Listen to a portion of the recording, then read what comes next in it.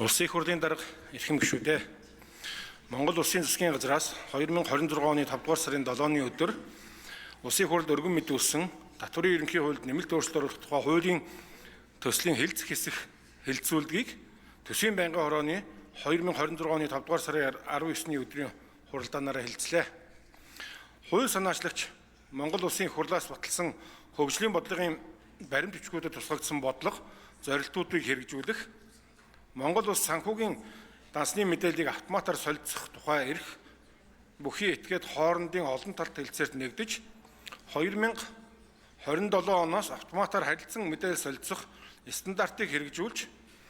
эхлэхээр болсонтой холбогдуулан уг стандартыг хэрэгжүүлэх шаардлагатай зохицуултыг холбогдох хууль тогтоомжид тусгах, татварын таатай орчныг бүрдүүлж иргэд аж ахуйн нэгжүүдийг дэмжих, татвар төлөгчдийг татварын эрсдлээс урьдчилан сэргийлэх, мөн татварын бааз суурийг нэмэгдүүлэх зорилгоор уг хуулийн төслийг боловсруулсан байна. Хуулийн төсөл батлагдсанаар татвар төлөгчдийг татварын эрсдэлд орохоос урьдчилан сэргийлж, татварын өр барагдуулах үйл ажиллагааг уян хатан болгохын зэрэгцээ татварын таатай орчин бүрднэ гэж үзсэн байна. Татварын ерөнхий хуульд нэмэлт өөрчлөлт оруулах тухай хуулийн төслийг парламент эмэн цахим сайтад байршуулж иргэд олон нийтийн саналыг авч байна. Байнгын хорооны хуралдаанаар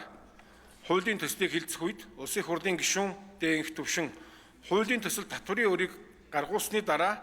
татвар төлөгчийн банкны дахь дансанд ирээдүйд орж ирэх мөнгөн хөрөнгнөөс үл маргах журмаар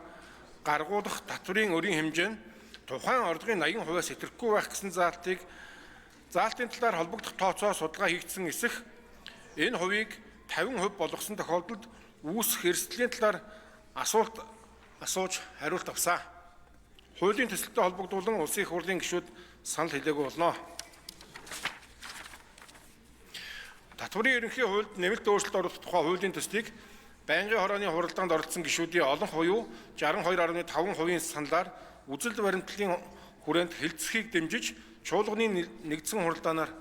хэлэлцүүлэхин зүйтэй гэж үзлээ. Улсын их хурлын эрхэм гишүүдээ